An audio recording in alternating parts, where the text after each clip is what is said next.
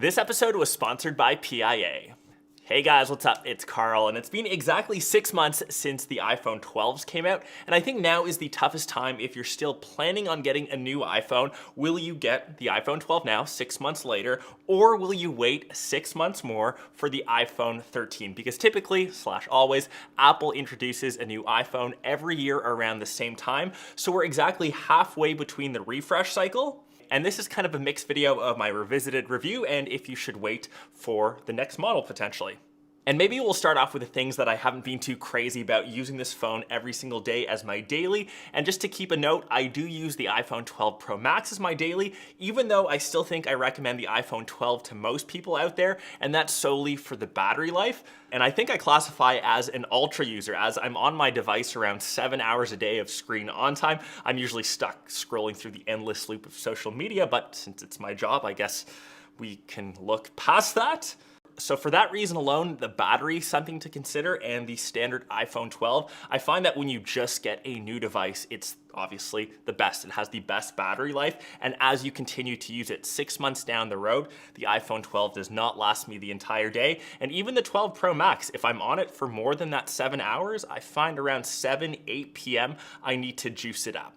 Definitely not as good as other Android devices, but if you wait till the end of this video, you should see that the iPhone 13 is actually looking to increase the battery life. So that's always a plus. The second thing, which I haven't been crazy about, which is kind of my own fault because I always rock my phones naked. I'm lucky enough to upgrade my device every single year. I try not to rock a case or screen protector on it. Because of that, my phone takes a pretty decent beating. On the 12 Pro, it's wrapped in a premium material of stainless steel. Mine has so many nicks and scratches, unfortunately. I'll try to get some macro or close-up shots to show you guys, but my recommendation always, most people hold their devices for 3-4 years. Get a case, get a screen protector. It just increases the longevity of your phone.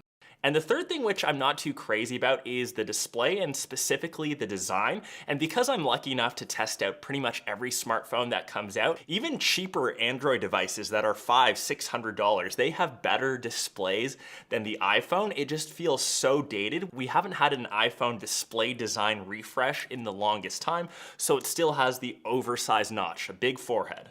Bezels that are still a bit thick, but maybe that's just me being a bit OCD, staring at technology every single day. I don't think most people will kind of notice that, but those are the main things that I don't like about the current iPhone 12 line.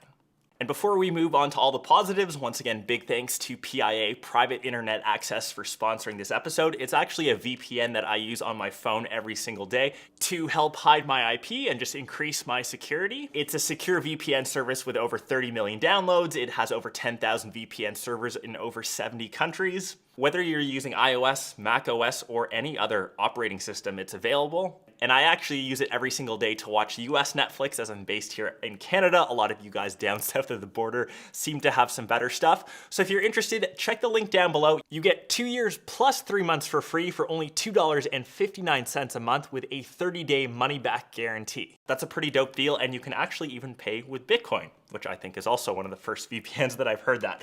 Anyways, on to the things that I've loved about the iPhone 12. So first off, the camera. I think the video on the iPhone 12 Pro specifically is kind of unrivaled across any smartphone. It has been so good. Even times when I forgot, say, my Sony, I can get by with footage, say, on my iPhone, integrate it into my videos, and use that footage seamlessly. Obviously, it's not as good as, say, a $4,000 camera with another $3,000 lens, but I'll have some B-roll footage to kind of compare them. For a sensor this small, plus it's a smartphone, super impressed. Next off, performance. The A14 Bionic chip, which is found across every iPhone 12 line, is just an absolute beast. And that's the reason why I'm using my iPhone 7 to 8 hours a day. Mobile usage, you can pretty much do every single thing on, say, an iPhone that you can do on a dedicated Mac. Of course, I edit all my videos on a Mac, but if I didn't have to use Final Cut Pro, I could pretty much get by solely on a smartphone.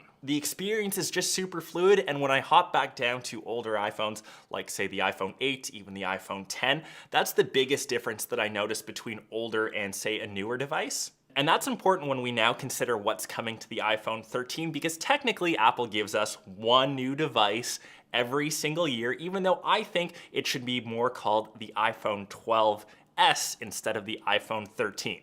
And what I mean by that, Apple usually changes the overall design footprint of their devices every 2 years. So we saw that from the iPhone 5 to 6. Then we got the 6S, which was a slight refresh. Then we got the iPhone 7, new design change. Then we got the iPhone 8. So they skipped the 7S, changed it to the 8. It still had the same design. And Apple does that to kind of trick you into thinking you're getting a brand new device. It isn't an S model. It isn't really a little refresh. That's gonna be the same thing switching between the iPhone 12 and 13. So it'll have the exact same design. We'll still have these squared off edges. We'll still pretty much have an identical form factor with small changes. So I personally think getting an iPhone 12 now is better than, say, waiting 6 months for an iPhone 13, which will look pretty much the exact same. If this was an argument from, say, the 11 to 12, I'd say, yeah, maybe it's worth waiting those extra 6 months because you'll get a new design. The phone won't feel as dated. But unfortunately, we'll still see the same design with slight tweaks. The first one is actually coming to the display, and that's, of course, the outdated screen refresh rate. And that's kind of irked me for years, but now more so than ever because you can get, say, a $300 to $400 Android device with a 90 Hz display. It's quicker than this. The second thing coming to the display, which actually makes my OCD-ness a bit happier, we might see a reduced notch size. You might shave off an extra 1 to 2 millimeters. It will still have the same width, but every millimeter to me counts. We're also going to be getting Touch ID coming back to the iPhone, and it won't be a physical button. That will just be an in-screen fingerprint sensor. The next big upgrade coming, which I think I'm actually the most stoked about because I might be able to go back down to the smaller size, say iPhone 13, is a larger battery. So when you tear down the current iPhone 12, you've got a 2815 milliamp hour battery. That is dwarfed by, say, the Galaxy S21. That has 4500 milliamps of juice. That kind of still speaks volumes to how efficient iOS is, but if we can increase the battery life, I think a lot more people will consider smaller devices. And the last thing that's coming are minor camera improvements, and that's the thing that the S models always used to have. So the camera could shoot 13% better in low light. You could maybe take slightly better photos, but considering how good the iPhone 12 Pro cameras already are, I think that's gonna be pretty tough to beat.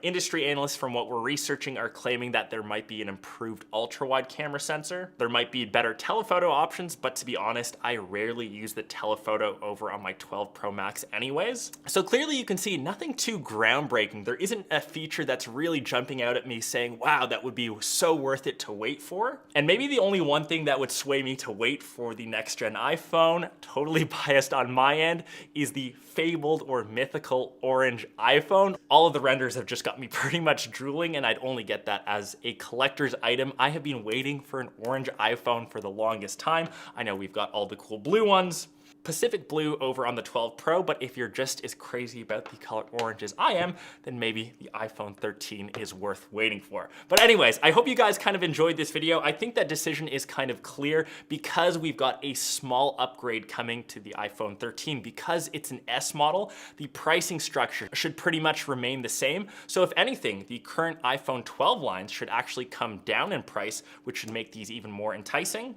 Apple will still come out with the same lineup. Don't expect to see a new iPhone introduced. So the iPhone 13 mini all the way to the 13 Pro Max. I think there's 4 different devices there. I hope this video was a bit more clear and will help you decide whether you should wait out for the next gen iPhone, whether to buy one now, which is my total recommendation. Let me know if you have any other suggestions, or maybe I'm totally wrong. Maybe you know a reason why to wait for the next gen iPhone.